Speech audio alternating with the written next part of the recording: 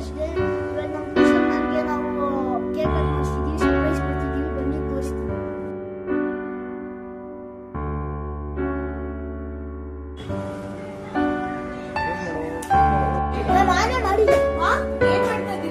ಏನಿಲ್ಲ